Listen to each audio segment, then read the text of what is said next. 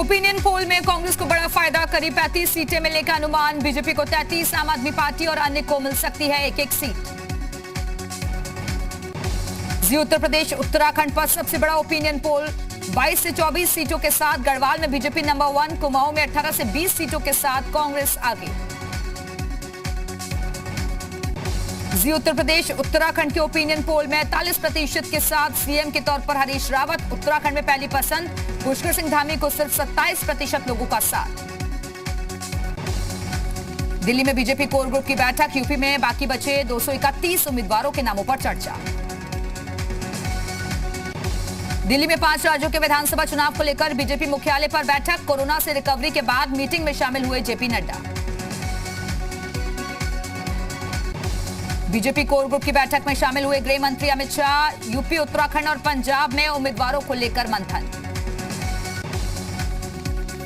5 सीटों पर बीजेपी के सिंबल पर चुनाव लड़ सकती है निषाद पार्टी, 2 और सीटों की मांग कर सकते हैं संजय निषाद।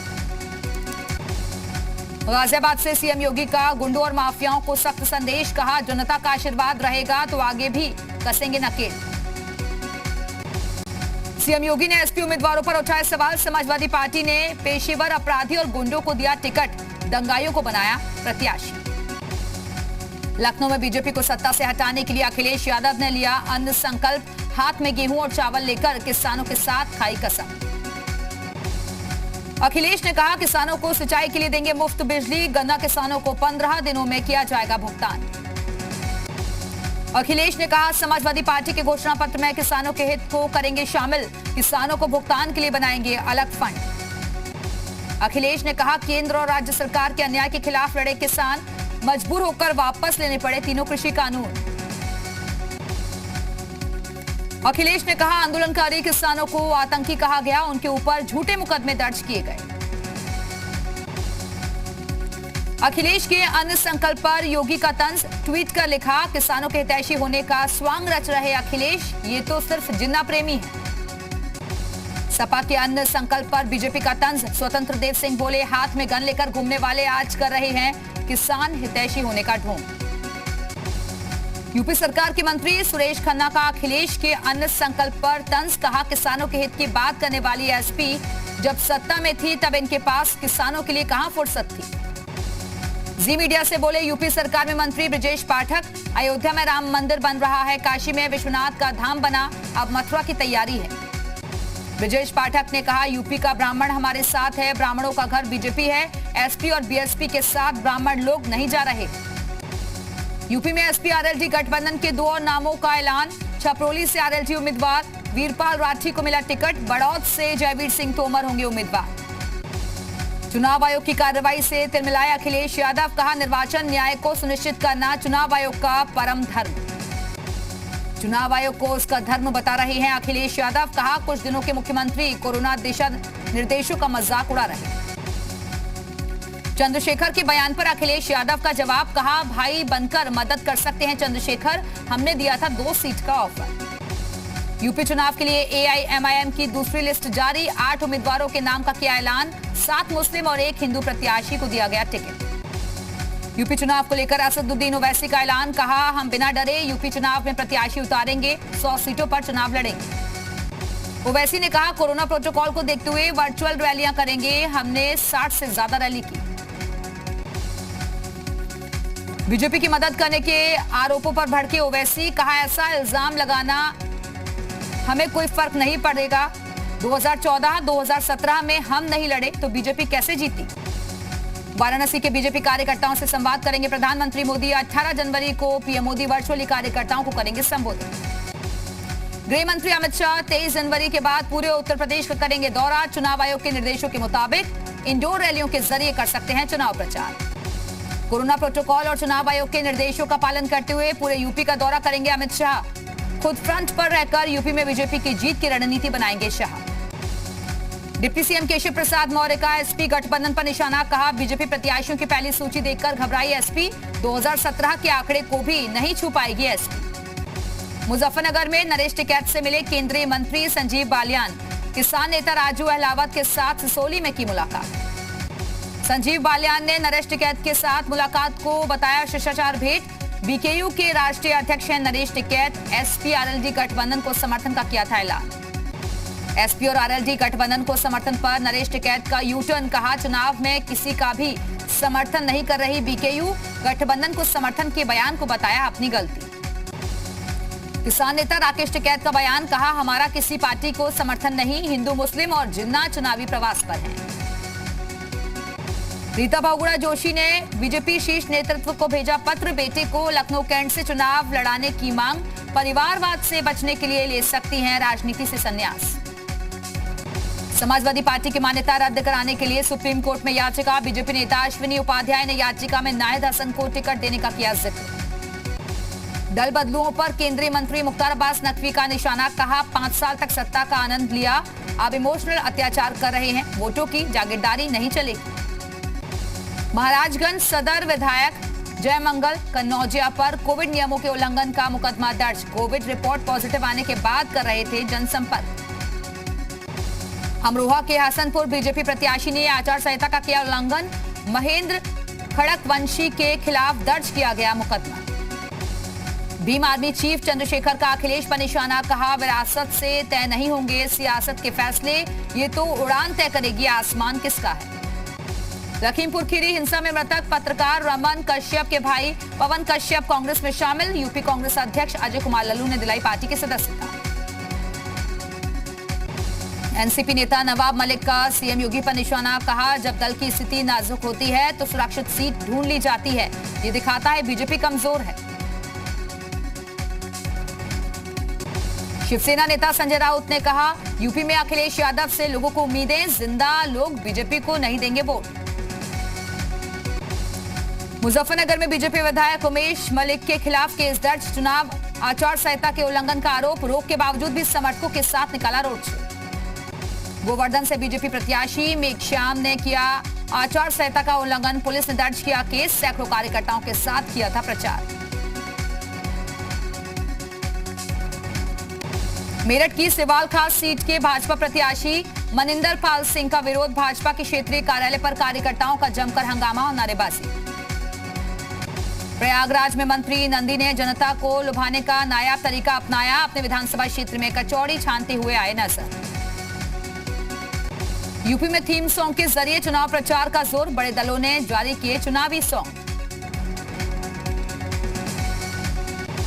कथक सम्राट पद्म विभूषण बिरजू महाराज का निधन, 83 साल की उम्र में ली अंतिम सांस। बॉलीवुड की कई फिल्मों में भी कर चुके हैं डांस कोरियोग्राफ।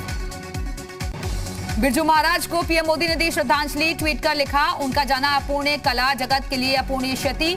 शोक की इस घड़ी में मेरी संवेदनाएं उनके परिजनों के साथ। पंडित बिरजू महाराज के निधन पर उत्तर प्रदेश के मुख्यमंत्री योगी आदित्यनाथ ने जताया दुख। पंडित बिरजू महाराज ने अपनी कला और प्रतिभा से पूरी दुनिया में देश और प्रदेश का गौरव बढ़ाया था।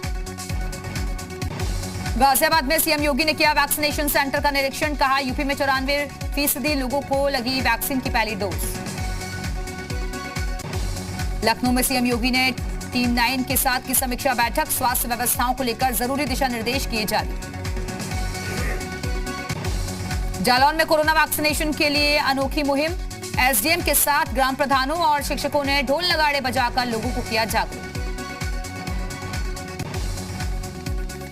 जौनपुर में स्वास्थ्य विभाग की बड़ी लापरवाही आई सामने, मृतक को कोविड वैक्सीन लगने का आया मैसेज, परिजनों ने वेबसाइट से वैक्सीनेशन सर्टिफिकेट भी डाउनलोड किया। नोएडा पुलिस ने विदेशी मूल के 3 लोगों को किया गिरफ्तार, तीनों पर ठगी के आरोप, पुलिस ने बरामद किए 2 लैपटॉप और 3 फोन। कानपुर में चेकिंग के दौरान कार से बरामद हुआ 22 लाख कैश, चालक को हिरासत में लेकर पूछताछ में जुटा आईटी और निर्वाचन विभाग।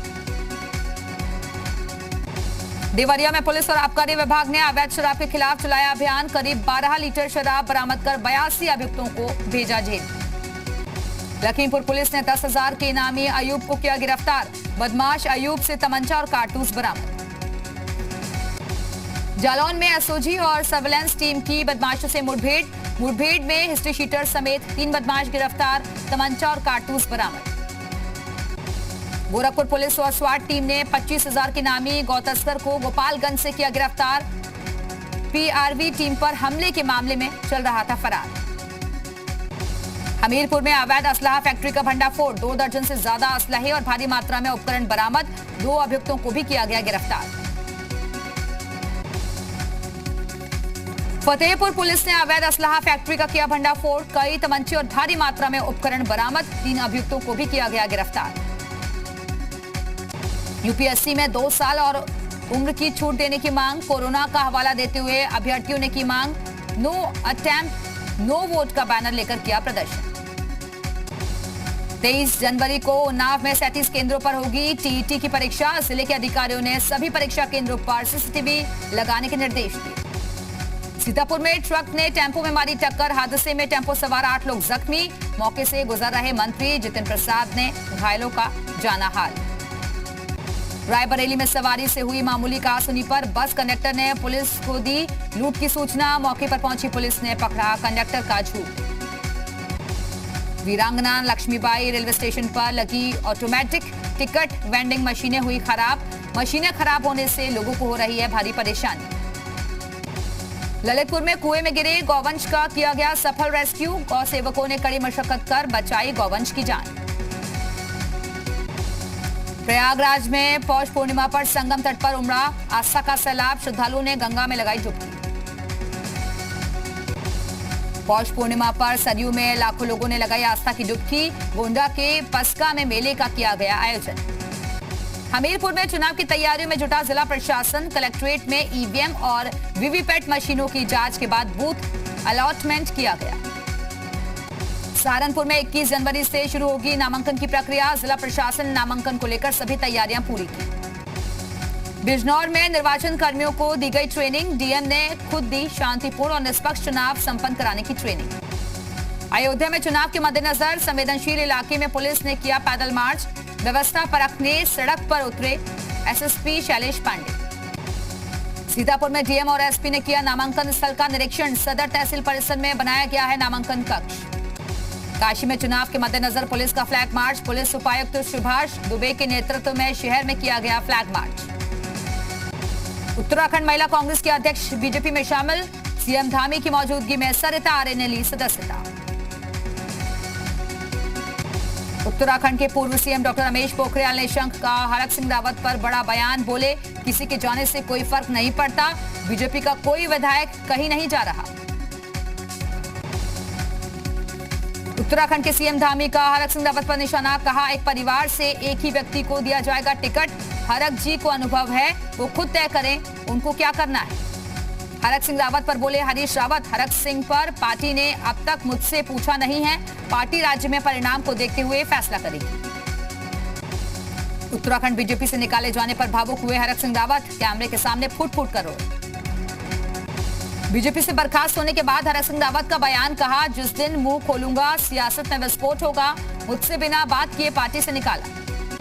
हरक सिंह रावत ने कहा मैंने अमित शाह से कई बार मिलने का वक्त मांगा, 10 जनपद जाने की झूठी खबरें फैलाई गई। काशीपुर में आचार संहिता उल्लंघन की शिकायत के लिए जारी किया गया ऐप पर आई शिकायतों का एसडीएम ने किया निस्तारण। विश्व चैंपियन लोह कीन को हराकर लक्ष्य सेन ने जीता इंडिया ओपन का खिताब, सीएम धामी ने ट्वीट करके लक्ष्य सेन को बधाई दी। शस्त्रधारियों को जिला प्रशासन का सख्त आदेश, असलहे जमा न करने पर होगी कार्रवाई, जिले में अभी सिर्फ 60% असलहे जमा किए गए हैं। सितारगंज में निर्वाचन कर्मियों को ईवीएम और पोस्टल बैलेट की दी गई ट्रेनिंग, कोविड नियमों का पालन करते हुए मतदान कराने का दिया गया निर्देश। हल्द्वानी के आरटीओ इलाके में जमीन के विवाद में चली गोली, 4 लोग हुए जख्मी, 5 लोगों पर फायरिंग का आरोप, कार्रवाई में जुटी पुलिस।